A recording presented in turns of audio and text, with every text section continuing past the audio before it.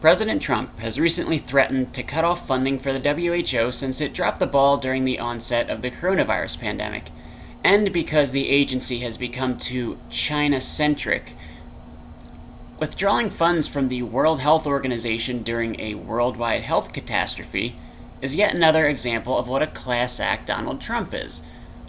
But could we actually use this to improve the way we handle health threats in the future? After all, cliché people always say that crisis and opportunity are the same word in Chinese.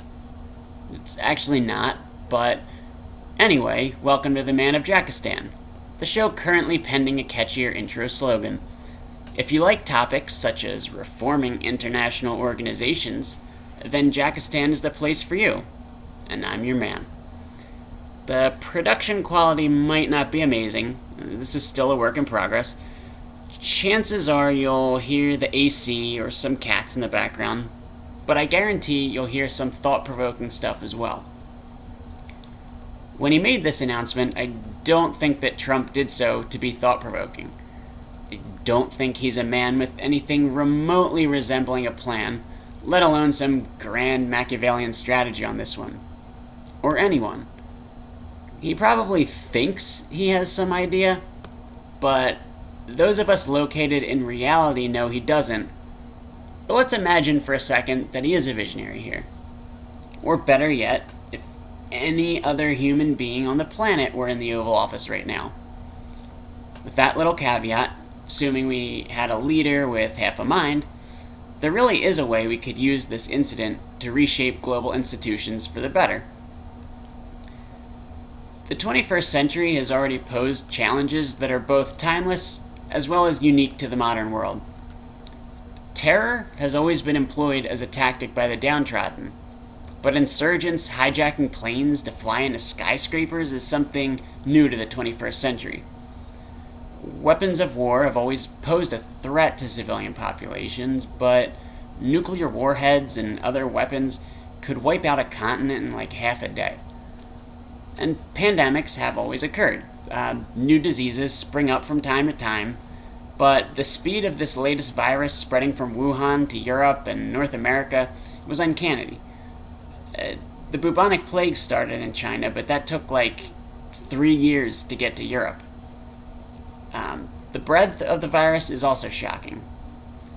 The ability of this new pathogen to essentially shut down the global economy for a bit, contract GDPs, and likely soon cause a food crisis in some poorer places. War, disease, famine, these things are nothing new. Their ability to sweep the planet rapidly and thoroughly, though, that kind of is. Now add that to climate change. It's something spoken of so frequently that it's almost become background noise at this point. And yet climate change compounds a lot of serious dangers. To name one, the more humans expand into what were once forests and such, people interact more with animals, increasing the chances of zoonotic crossover that'll lead to even more pandemics. Climate scientists call the world we inhabit right now the human niche, in the sense that physiologically, Earth has the proper conditions to support human life right now. It's a very thin, delicate balance. I'd also argue that sociologically, there's a fragile human niche right now, miraculously balanced in a way that's allowed us to survive and thrive. And maybe a lot of that is just luck. We have the power to destroy ourselves in several different ways, easily. Maybe you've heard of the Fermi paradox, that there are so many planets in the universe that mathematically life has to exist somewhere else. And this idea I'm attributing to David Grinspoon. It might have been from somewhere else, but this answer to the Fermi paradox might be a little disturbing. But it goes like this. Maybe every, million years, on some planet, somewhere, life develops, and it becomes as intelligent as we are. And then it keeps getting smarter. They become so intelligent and so capable of manipulating their environments that eventually, by accident or otherwise, they destroy themselves.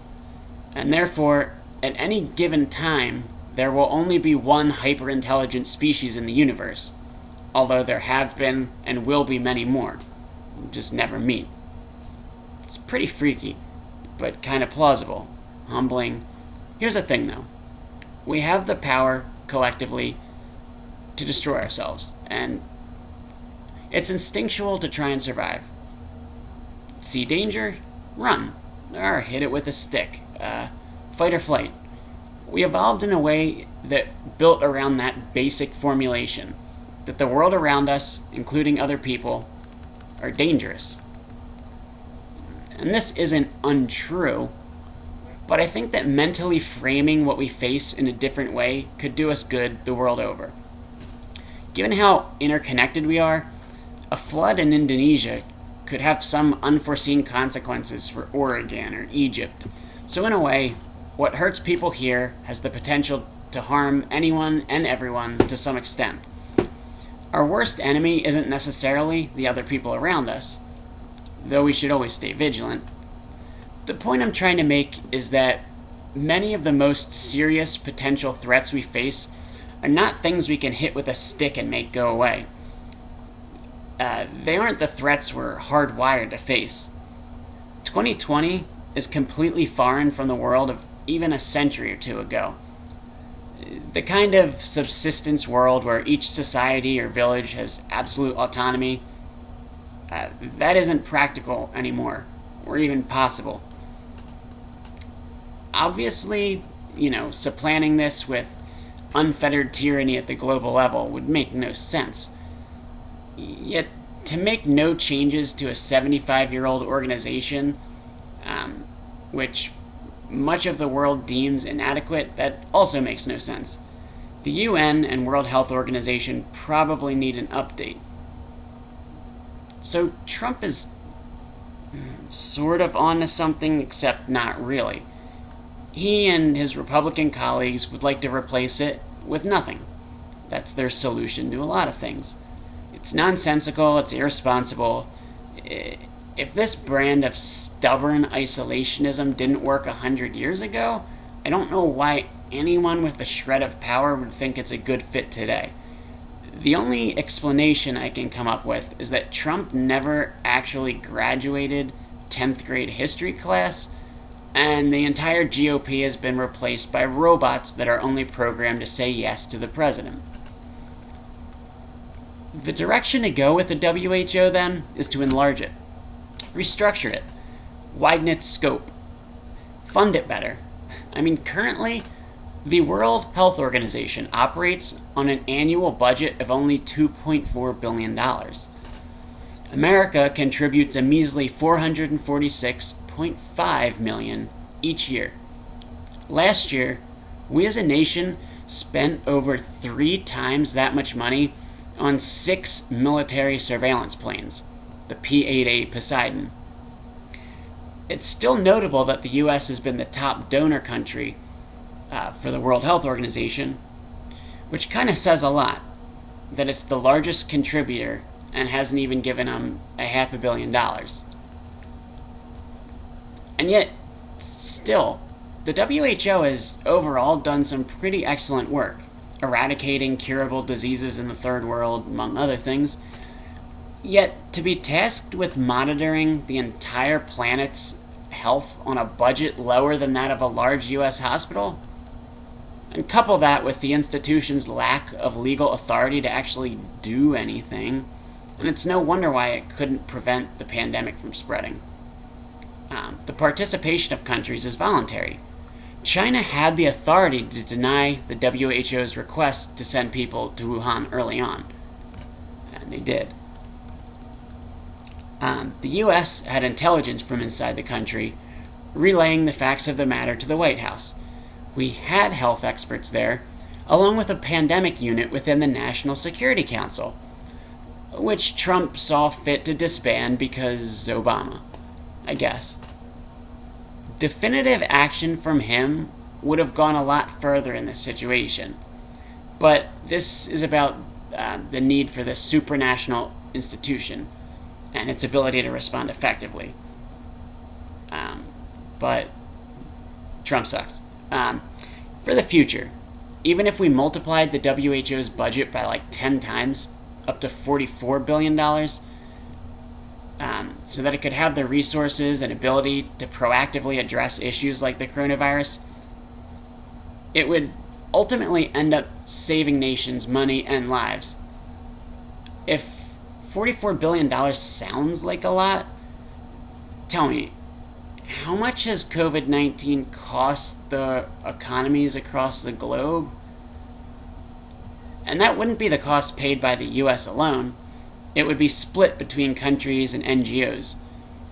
Adequately arming the WHO could be thought of as an insurance policy against pandemics and other threats to health. But money isn't enough, though. It could have all the money in the world, but without the power to act, it would do nothing. A multilateral organization like that needs the authority to do checkups wherever it deems fit. The idea that the WHO couldn't get its people on the ground in Wuhan, where COVID was just breaking out, that's pretty pathetic. I mean, any country participating in the new WHO 2.0 would need to sacrifice a sliver of its sovereignty in order to enjoy the benefits of membership. What would be those benefits? Well, granted, there's the benefit of improving the health of all countries, including the participants. Eradicating disease is a useful perk. Additional details would need to be ironed out, and I don't know, maybe I'll go there in a future episode, but an effective WHO 2.0 would require sacrificing some sovereignty for everybody's benefit.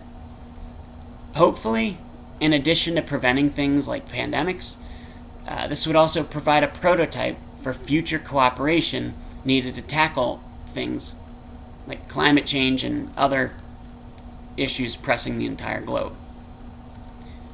Really though, just to detect new diseases and handle outbreaks, the WHO, in its present or altered form, needs a budget bigger than $2.5 billion a year. I mean, honestly, at the moment, a hospital in Cleveland, Ohio runs on more money than something that's meant for 8 billion people. You may ask, why would China or other closed authoritarian countries participate in this, modified institution? Again, there are a lot of ways specifically to get them to do this, whether it's, benefits for countries that participate or sanctions against those that don't comply. If a country denies WHO health inspectors from coming in, they, suffer some kind of sanctions. Overall, China actually tends to play by the rules of our American-led international order. Not that they're, U.S. puppets, and they don't play by all the rules by any means. But the Chinese state at least attempts to engage the world through agencies like the UN. In the last few years, and even just the last few months, the country under Xi Jinping has grown more aggressive, more hostile, and unwilling to abide by international norms. Don't get that wrong. However, there hasn't really been a concerted or coherent effort to oppose this.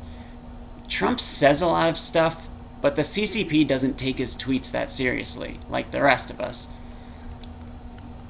And this isn't a move to subjugate China or anyone. Overall, peace is a wise investment, especially when adversaries have, hundreds of nuclear weapons, and your economy is based off of them. Agreeing to help keep new diseases from spreading and wreaking havoc, a wise investment as well. And some of the participation in these multilateral organizations is about optics, soft power. China wants to appear on par with the US and exert its influence that way. Speaking of which, if the US does go ahead with defunding the WHO during this global health crisis, and China steps in to fill the void there, then it really will become more China-centric as an organization. Trump constantly points to one tweet by the WHO from like 2 weeks after they identified the virus, and it says, Preliminary investigations conducted by Chinese authorities have found no clear evidence of human-to-human transmission. That was a tweet by the WHO. This was on January 14th. The virus was still totally new. The WHO wasn't saying definitively that this was the case or that it discovered this. They simply shared what they were told as the story developed. As new information rolled in, the organization retracted that statement, and this was a couple days later. And even when they had the wrong facts for like 10 minutes, the organization did all it had the ability to do to combat the pandemic. It didn't have much ability, but it used it. Compare this to Donald Trump's botched response months and months after this point. Despite the massive amount of resources and influence he has, he's just using the WHO as, a punching bag to divert attention from his own inadequacies. But back to the note of soft power.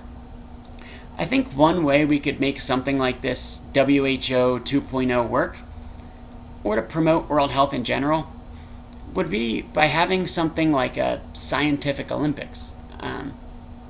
Like a Nobel Prize on steroids, kind of. Countries compete to create vaccines or realize other health achievements. And they're measured by this, apolitical international body. It'd be a way of encouraging friendly competition between the country's brightest minds that ultimately benefit everybody. Whatever changes take place, they have to be measures of expansion and empowerment for the organization. They have to provide a blueprint for future problem solving among nations. If the U.S. were to come out and call for a remodeling of the WHO around these changes, I imagine many countries, including China, would willingly agree. Others would agree to after a small amount of pressure, including China. Or at least before Trump went out of his way to ruin our diplomatic relations with them, they would have. Either way, the US still currently wields a ton of power on the world stage. And failing to have adequate leadership, like if we re-elect Donald Trump, along with other factors like the rise of China, means that there is a chance that this is America's last chance to wield such outsized influence in determining the direction that the world goes from here. So the stakes have never been higher. Past crises led to the creation of new institutions, of innovative problem solving and cooperation.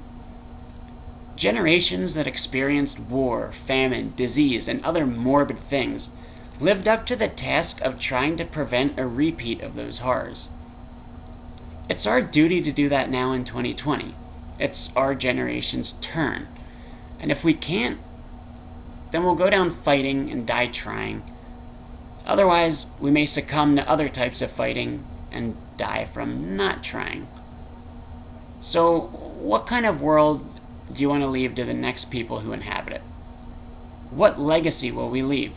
One of resign or one of resolve? It's up to you. It's up to me. It's up to all of us.